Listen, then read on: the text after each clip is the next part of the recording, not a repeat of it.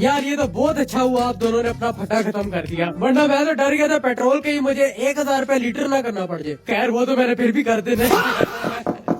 चाय ले आए नैक जी। अबे तेरे को किसने कहा बीच में टांग अड़ाने को? जब बड़े बात कर रहे हो बीच में आके पेश नहीं करते।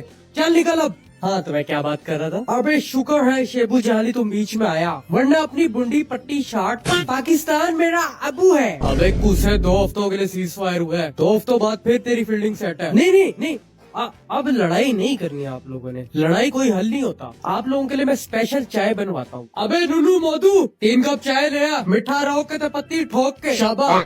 अबे जल्दी बात मुकाओ यार, मैंने अपना नया माल जाके चेक करना है, जो ठीक 2 हफ्तों बाद मैं इस्तेमाल करूंगा इन कुत्तों के ऊपर। नहीं नहीं नहीं ईरान भाई लड़ाई नहीं करनी है आपने, लड़ाई माफ करो और अल्लाह का घर साफ करो।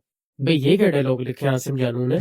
अला उन रोनी जंग सिर्फ एक शर्त में खत्म कर सकता, और वो मेरी शर्त ये है कि अगर इस सारे फैमिली व्लॉगर्स अपनी गैरत जगा ले, मैं आज ही जंग खत्म कर दूंगा।